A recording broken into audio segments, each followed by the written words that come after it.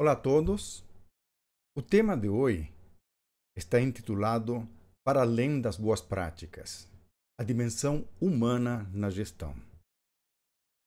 É uma reflexão que os convido a participar com o objetivo de poder olhar o trabalho do ponto de vista de quem executa as atividades, como também do ponto de vista da liderança. A gestão contemporânea, hoje em dia, está constituída por uma série de exigências que acabam, de uma ou outra maneira, trazendo à tona uma série de elementos que são muito interessantes de serem analisados. Se você participa como gestor, participa como líder, ou eventualmente como um colaborador, tem muita experiência a contribuir nesta reflexão que eu quero trazer para poder discutir um ponto fundamental. De um lado, o ser humano, nessa dimensão complexa, pode alavancar a organização para os objetivos que ela se destina, que ela deseja, quanto também pode ser um, um, uma condição que pode restringir os objetivos. Essa dimensão humana é extremamente complexa e é por isso que eu gostaria de trazer vários assuntos que possam embasar melhor o que eu estou querendo trazer aqui. Meu nome é Heinz, eu sou engenheiro da computação, tenho trabalhado muitos anos com agilidade, gestão de projetos, gestão de serviços de TI, Lean e DevOps. Ultimamente, tenho me dedicado a entender as condições humanas, para poder ajudar ao desenvolvimento dentro das organizações. Serão elas através de inteligência emocional, comunicação efetiva, liderança, elementos fundamentais para poder desenvolver o capital humano, o potencial humano e poder trabalhar de uma maneira menos tensa, menos arriscada do ponto de vista da saúde mental e, ao mesmo tempo, com grande satisfação e desenvolvimento para atender muito mais do que os objetivos das organizações, também as realizações das pessoas que trabalham dentro dela. Bom, vivemos um cenário corporativo bastante intenso na busca de eficiência, produtividade, busca por um ideal de perfeição. As organizações procuram, a partir de direcionamentos, um lucro constante, expansão de áreas geográficas na qual ele atua, também procura otimização de custos, eliminação de desperdícios, e para isso investe grandes esforços em aplicar ferramentas, metodologias e boas práticas para poder, a partir daí, conseguir atender seus objetivos. Além disso, se ministram cursos aos colaboradores para poder corrigir gaps e, ao mesmo tempo, estes são constantemente avaliados para corrigir algum desvio. Olhando para esse prisma, para essa condição, onde de um lado nós temos uma alta exigência vindo de uma demanda intensa de uma organização que precisa sobreviver e se destacar frente à concorrência, nós temos do outro lado um exército, um conjunto de pessoas que estão trabalhando para sustentar essa demanda. Mas aqui vem uma colocação que poderia ser importante de discutir.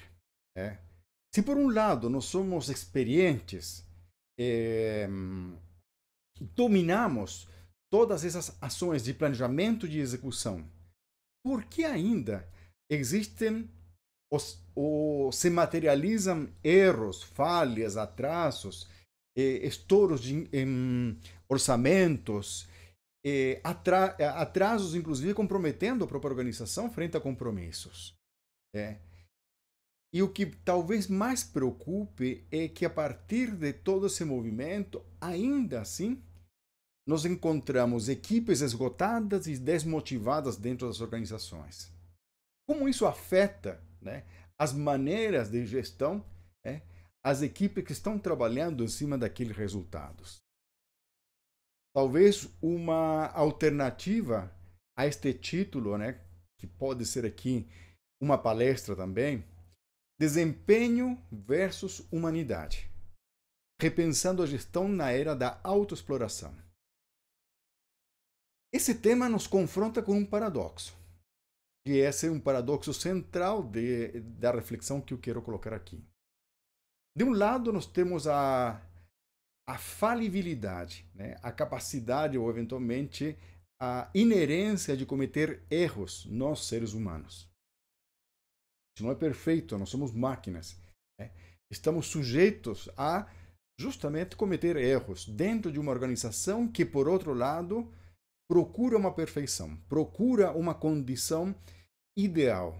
Né? Estamos sempre correndo atrás de um ideal imaginário, de uma organização perfeita. Né? Isso é visto, né, e é propagado, é derivado para as equipes, né, o que podemos fazer melhor, onde podemos melhorar, que condições precisamos ter para poder cada vez mais nos aproximar daquele ideal.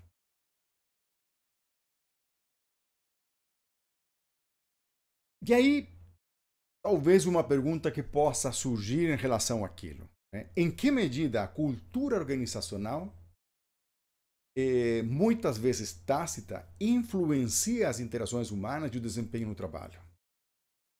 Estamos fomentando a colaboração ou a fragmentação entre indivíduos?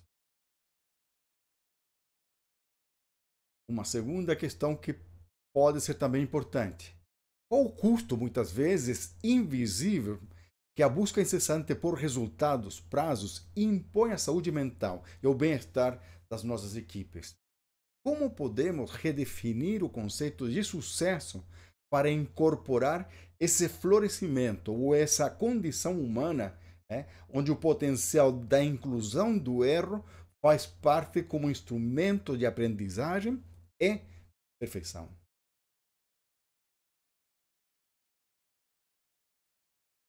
Então, podemos nos perguntar, por que uma boa prática proposta para melhorar e, de alguma maneira, garantir alguns resultados dentro da nossa gestão não funcionam da maneira que foi prevista? Não entregam os resultados esperados. Difere da teoria que nós estudamos frente a ela. E ainda quando nós temos a possibilidade de olhar para melhorias, elas são efêmeras. Curiosamente, talvez surpreendentemente, a resposta não está em competência técnica. Ou seja, não necessariamente a competência técnica, né? Normalmente nos encontramos dentro das organizações com pessoas altamente competentes, tecnicamente altamente habilitadas para desenvolver ou aplicar a ação necessária. Mas tem alguma coisa que acontece que não dá o resultado esperado. Nós estamos falando de vários assuntos aqui. Inclusive, nesse slide, nós podemos ver esse autor, né, Byung-Chul Han, bastante famoso, que ele propõe essa cultura de desempenho, essa sociedade do desempenho diferente da anterior, que era uma sociedade disciplinar. Então, nesse contexto, né, se vê a proliferação de várias situações de comportamentos mentais, estresse mental. Não vamos falar de doença, porque a palavra doença acaba não sendo muito adequada, mas vamos falar de sintomas associados ao comportamento humano, né? No limite de uma saúde mental e muitas vezes até saúde mental saudável, né? E muitas vezes até indo além do que seria saudável, né? Depressão, burnout, né? Ansiedade, crises de ansiedade, TDAH. Bom, olhando para isso, para talvez essa sociedade que é demandada a se autodesenvolver, auto-exigir, a dar conta, né, de uma meritocracia individual, de estimular essa sociedade do doping que é comentada por ele, onde hoje é muito frequente que as farmácias estejam à disposição de ofertas que antigamente isso não era, não estou falando antigamente, 10, 20, 30 anos atrás era uma coisa inviável, né? Encontrar coisas do tipo. Hoje o acesso ao fármaco, a consumir algum medicamento que me ajude a estabilizar meu momento atual para poder prosseguir nessa correria, né? De dar conta de um dia a dia bastante estressante. Então aqui um ponto interessante é que, apesar da nossa competência técnica ser excelente, né, não é por isso que acontecem falhas dentro da organização, não é por isso que acontecem problemas de falta de qualidade. Ao contrário, altamente competentes, mas quando eu preciso trabalhar com competências adicionais, como, por exemplo, colaboração é importante no meu trabalho para conseguir um melhor resultado. Uma harmonia do ponto de vista de trabalho é fundamental para poder trabalhar melhor. E a própria complexidade da dinâmica humana, que é necessário para conseguir suportar um trabalho altamente especialista e de alto resultado, é aí que começam a falhar alguns pontos que vamos discutir agora.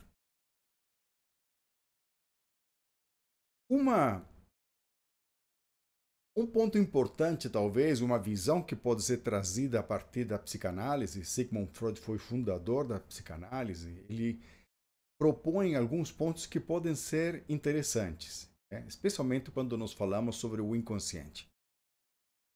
Ele comenta o seguinte: nós somos os únicos determinantes da nossa própria psique. Nós, do ponto de vista da nossa personalidade, do nosso controle, do nosso consciente. Existe uma grande parte nossa que é influenciada por processos inconscientes. Então, nesse sentido, por mais que eu queira melhorar, por mais que eu faça cursos, por mais que eu participe de workshops, por mais que eu leia livros de autoajuda, por mais que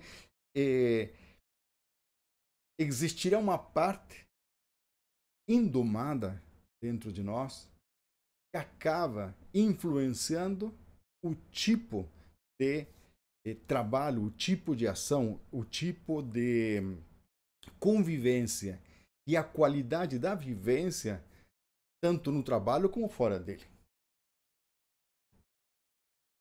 O não ser dono da nossa casa significa que há comportamentos que não conseguimos explicar. Há sensações que provêm dentro da gente e também não conseguimos explicar.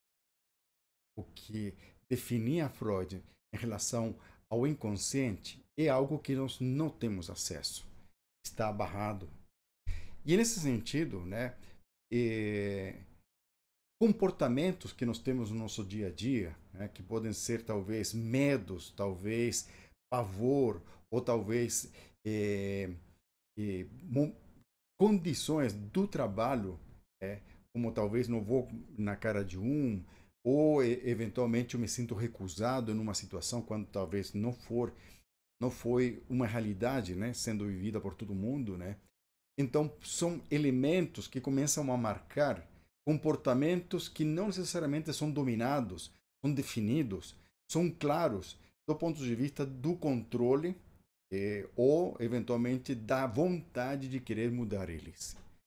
Isso quer dizer que, uma vez que eles estão dentro de um espaço ingovernável, né, eles também nos influenciam dentro do nosso espaço de trabalho e fora dele. Por que isso é importante quando estamos falando sobre gestão de projetos, gestão agilidade, gestão de serviços, DevOps, ou qualquer que for a prática na qual nós estamos liderando um conjunto de colaboradores com suas individualidades, com suas particularidades, vindo de uma história de formação muitas vezes desconhecida, convivendo para poder se harmonizar em um trabalho conjunto de obter os resultados esperados. E eu, nesse espaço de liderança, impactado, influenciado nessa condição de tentar organizar as equipes para transformá-las em equipes de alto desempenho. Pensando nisso, nós podemos mencionar aqui alguns vieses inconscientes, visto que eu posso estar tomando algumas decisões que não necessariamente são embasadas frente a uma condição racional. Posso privilegiar, por exemplo, um candidato porque ele se assemelha muito em um processo de identificação com as minhas atitudes, o que pode levar, inclusive, a uniformização, criar ambientes mais homogêneos, na qual existe pouca diversidade, pouca crítica em cima do que estamos fazendo. Outro ponto importante que podemos mencionar que talvez também esteja recusando alguém que possa ser ameaçador para a minha segurança. Esses comportamentos não necessariamente são conscientes. Não necessariamente estou percebendo o que estou fazendo. Quando sou chamado a uma reunião e começo a sentir uma certa resistência de assistir, um certo esgotamento, porque talvez eu encontre através, ou nessa reunião, um espaço ameaçador, são elementos que fogem do nosso controle. Outro ponto importante a mencionar são os mecanismos de defesa. Por exemplo, os mecanismos de defesa são elementos inconscientes que nós temos que existem para conseguir preservar nossa condição saudável dentro do nosso dia a dia. Eles não estão à toa e eles surgiram a partir de uma composição complexa, de formação inconsciente. Um deles poderia ser, por exemplo, uma vez que as equipes começam a serem pressionadas, muitas vezes aparecem esses comportamentos inesperados, tanto para as pessoas que nos conhecem, quanto para nós mesmos. Um deles poderia ser a negação. E uma vez que eu tenho problemas que são evidentes, não consigo enxergá-los.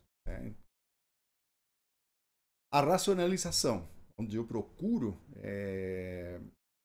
argumentos racionais e lógicos para poder sustentar aquela condição.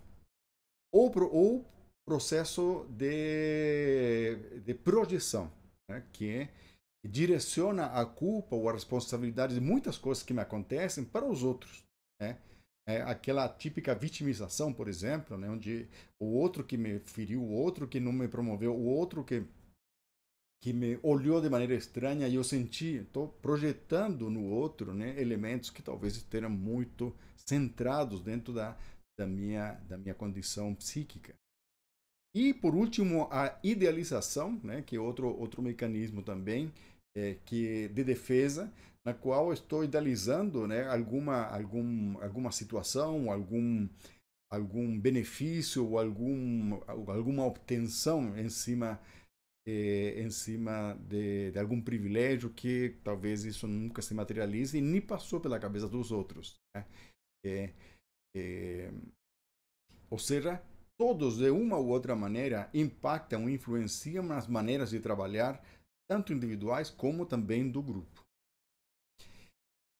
Um Um exemplo que a gente poderia também dar em relação a isso são as próprias reuniões de lições aprendidas e retrospectivas, onde nós podemos observar talvez algum silêncio que acontece dentro do grupo, onde existe uma resistência a falar, ou seja, há uma situação talvez de exposição que coloca um mecanismo de defesa para evitar um espaço de insegurança onde eu posso eventualmente ser punido, posso ter uma retaliação se eu falo alguma coisa inconveniente.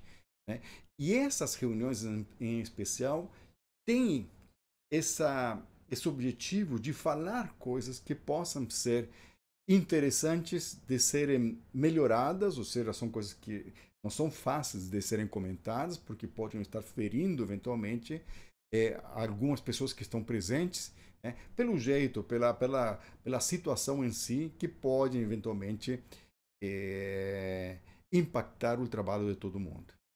Então, eu vou desenvolver um pouquinho mais essas ideias, porque se eu não estou atento a esse tipo de situação, talvez eu possa começar a julgar, e aí novamente um processo de projeção, pessoas que talvez não estão contribuindo, pessoas que eventualmente são não estão, na verdade, à altura da equipe, né? E sim, um olhar um pouquinho mais profundo, talvez eu tome decisões de substituir ou retirar elas do time, em forma bastante apressurada. Então, os comportamentos, né, podemos falar, esse teatro, né, do mundo corporativo, na qual existem comportamentos que não quero ver, não me interessa, mas também não quero, a partir daí, entrar em espaços mais profundos para conseguir estabelecer mecanismos que me permitam realmente ajudar tanto o time quanto também as pessoas que estão trabalhando dentro desse contexto. Agilidade tem sido um grande desafio na hora de adotar.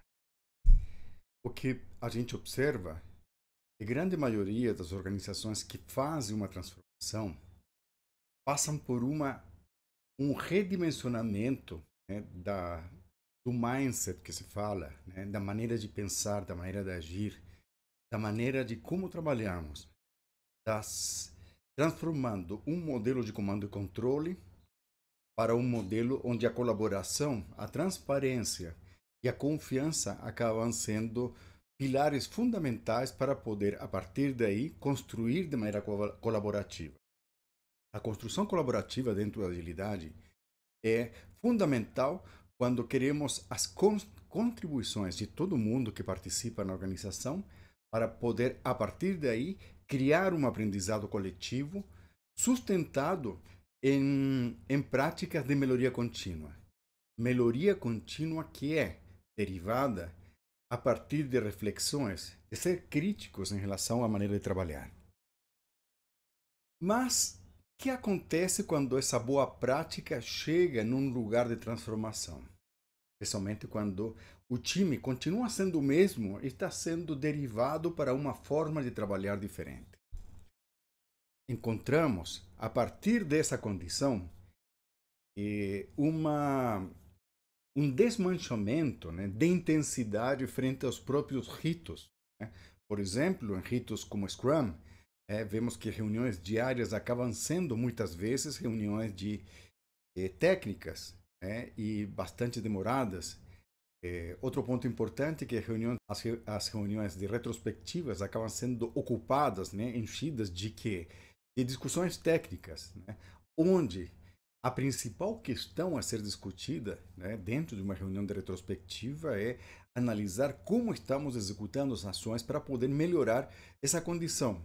Por exemplo, uma crítica que poderia vir a partir de uma retrospectiva é justamente uma reunião diária que acaba ocupando mais tempo do que deveria, porque se aprofunda em assuntos que são derivados de reuniões técnicas e não de uma condição na qual nós estamos analisando e programando o dia, né, e discutindo o que não conseguimos fazer para poder ter a partir do dia anterior, uma contribuição melhor e uma melhor gestão em cima das dificuldades e das restrições que poderiam surgir durante a execução dos próprios ritos e das ações.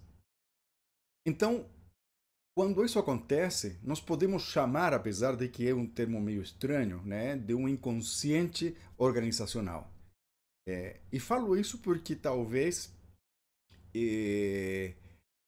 seja uma maneira talvez mais didática de olhar que existem comportamentos tácitos, né, que não conseguem ser mudados por uma outra questão.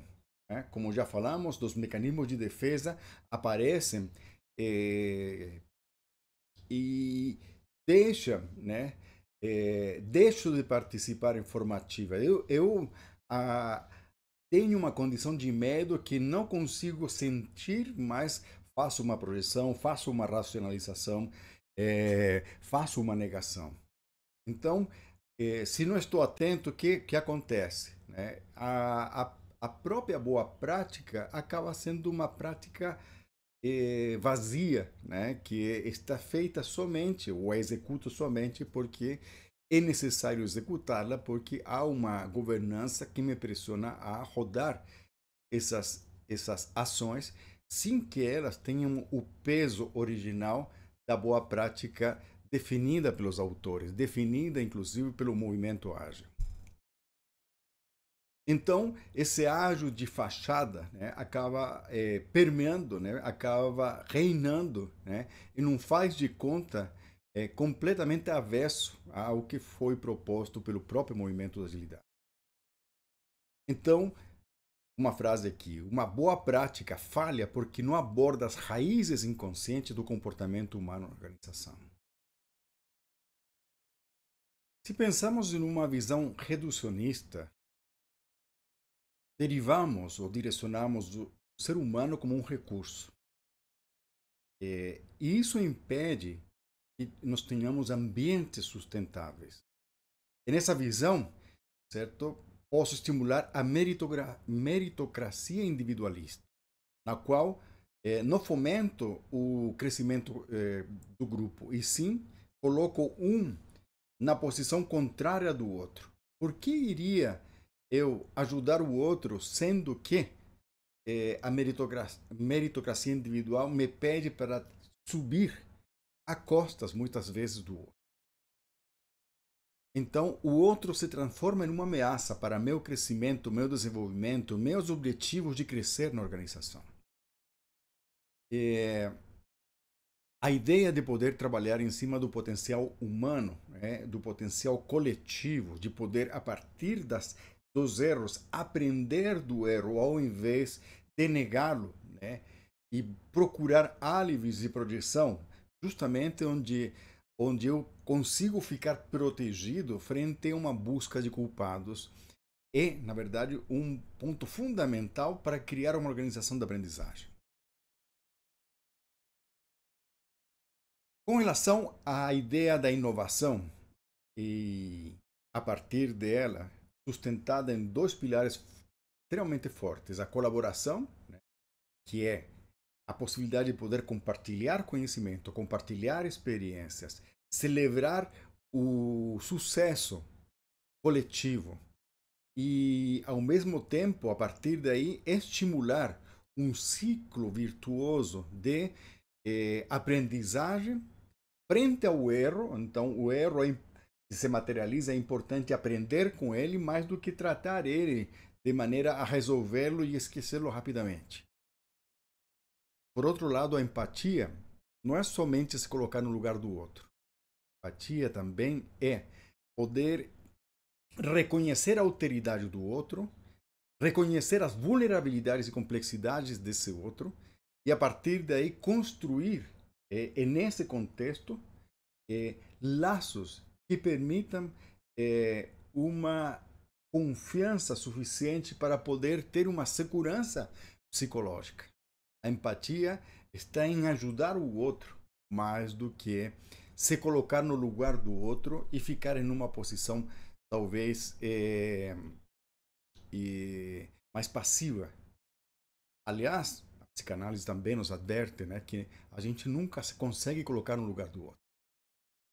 Cada um conseguiu construir sua vida, né, seu inconsciente, suas vivências, né, suas defesas, né, como foram comentadas, seus vieses, a partir da experiência de cada um.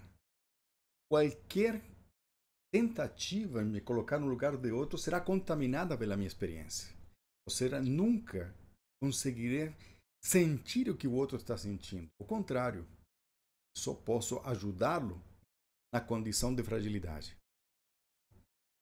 Outro ponto importante a mencionar é a aplicação do Lean, da filosofia Lean, sem o devido respeito às pessoas. Já escutei falar, inclusive num workshop, várias pessoas, vários líderes, e um deles comentou: o Lean é chato, é difícil, é complicado, né? É extremamente chato, né? E a galera deu muita risada em cima dessa frase dele. Ou seja, se optou por aplicar Lean para focar em alta produtividade, aumentar a pressão das pessoas, trabalhar em cima de evitar desperdícios, mas sim o devido respeito às pessoas. Com isso, fica um Lean extremamente vazio e opressor. Opressor no sentido de que quando acontece uma falha, eu vou aplicar meu mecanismo de defesa de projeção e vou procurar culpados nos outros, né? O que me gera maior condição de estresse, me gera maior esgotamento e, ao mesmo tempo, compromete a própria qualidade a longo prazo, já que eu estou cego frente à possibilidade de poder melhorar a condição da própria produção, da própria condição de trabalho, da própria participação dos seres humanos que estão participando inteligentemente em um processo que precisa ser melhorado. Isso vai empodrecendo, né, ou empobrecendo, talvez seja melhor, certo? O próprio processo, já que acaba sendo uma prática que tenho que aplicar a desgosto. E, nesse sentido, né, a condição humana fica pior do que foi proposto, inclusive, pela própria filosofia da melhoria contínua vista do Lean. O outro exemplo que podemos citar é o movimento DevOps. DevOps, desde sua origem, estimula a eliminação de silos através de um trabalho colaborativo entre as diferentes partes de especialistas que constroem soluções a partir de um fluxo, né, onde participam todos esses profissionais de maneira colaborativa, com confiança, para poder construir mecanismos estáveis, seguros e rápidos, com um mínimo de desperdício. No fundo, é uma aplicação do próprio Lean dentro de elementos que permitam evoluir os modelos clássicos, né, que foram realmente combatidos pelo próprio movimento DevOps, onde as áreas sempre eram adversárias umas com as outras. O que se observa no mercado é um DevOps de ferramentas, estimulando e incentivando o uso de ferramentas sem levar em consideração questões culturais ou questões de colaboração propriamente. O que gera um modelo que seria o avesso, na qual as equipes acabam sendo estimuladas a trabalhar de maneira isolada, a comunicação não flui, passa a ser de maneira formal e inclusive através de mecanismos distantes, como somente e-mail, e isso faz com que a resolução de problemas, a resolução em cima de um movimento de confiança não fosse construído desde o início. A falta de confiança me gera justamente adversários dentro desse modelo, por mais automação que eu tenha. E a batata quente, quando se encontra uma falha, acaba sendo passada de área em área, de profissional em profissional, procurando álibis para poder se livrar daquilo e não ser culpado pela origem dessa falha. Então, nós vemos a partir daí toda uma parte humana que foi desde o início incentivada, acrescentada, inclusive mapeada através de diversos relatórios de status de maturidade DevOps, sendo entendida ou pelo menos facilitada, privilegiando somente as ferramentas. Resultado, novamente, uma pressão muito grande nos profissionais, áreas adversárias continuam, não existe uma compreensão completa em cima dos resultados, em cima inclusive do fluxo como um todo, desalinhamentos, atrasos e assim por diante. Ou seja, a segurança psicológica, que deveria ser um dos pilares derivados a partir da confiança, acaba sendo prejudicado e as equipes acabam trabalhando com maior tensão, com maior estresse, passando muito longe do que seria um DevOps formulado nas bases das empresas que originaram esse movimento e que aplicam até agora. Felizmente, existem empresas que conseguiram aplicar e aplicam uma cultura realmente humana dentro dos seus colaboradores, dentro da própria organização. E não somente ficam com boas práticas vazias. Cada organização deve adaptar a boa prática à sua realidade. Freud já nos falava, uma vez que existe um método, que é a psicanálise que ele inventou, a gente precisa transformar esse método a cada paciente que chega no divã.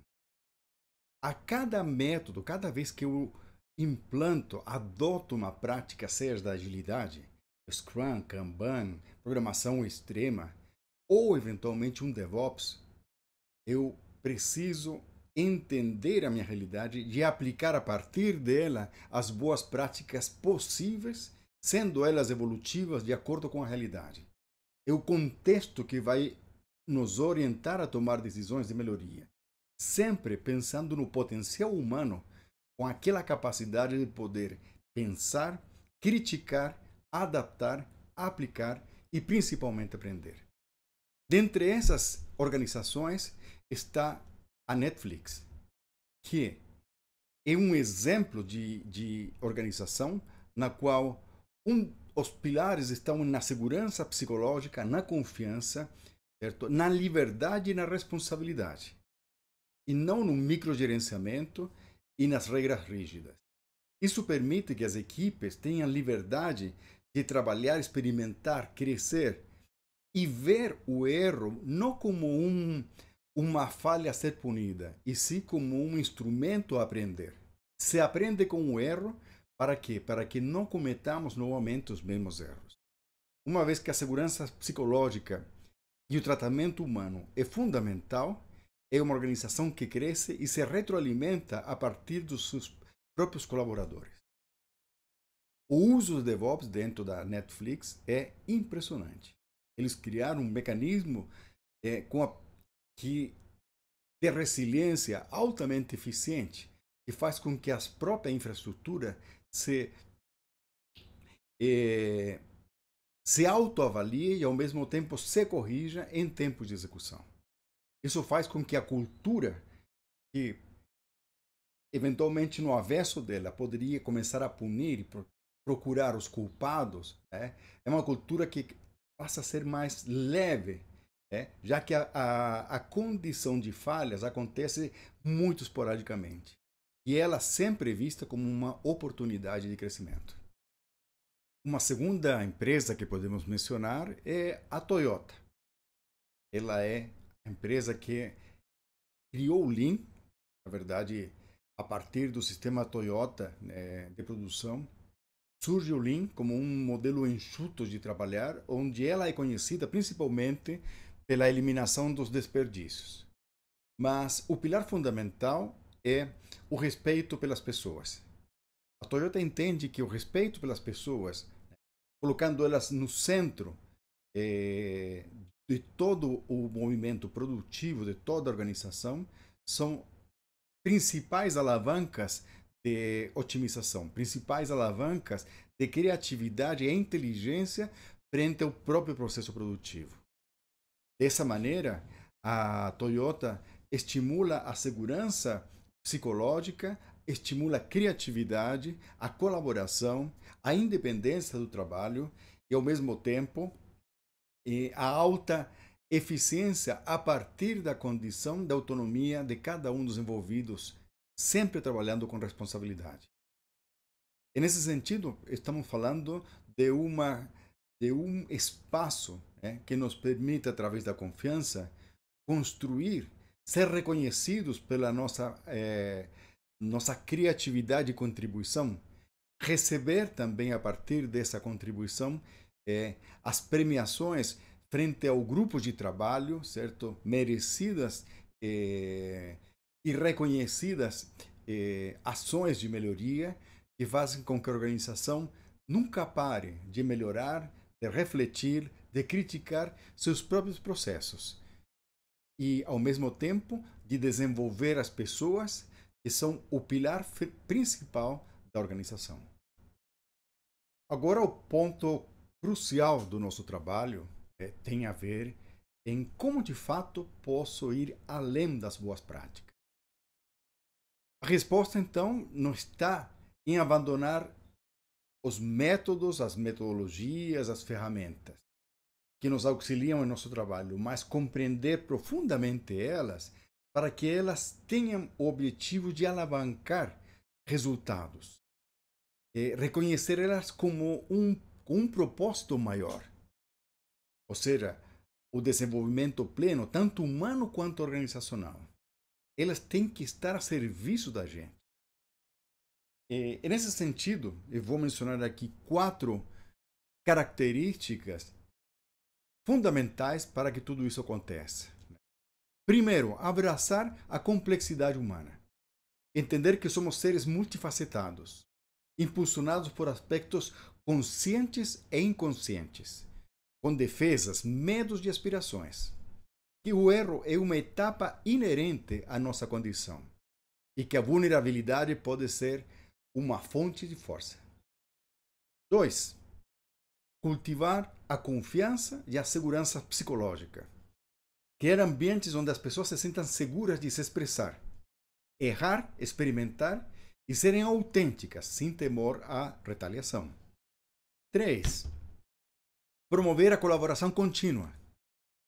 Substituir a competição individualista por sistemas que incentivem o apoio mútuo, compartilhamento de conhecimento e sucesso coletivo, onde o sucesso é verdadeiramente o sucesso de todos.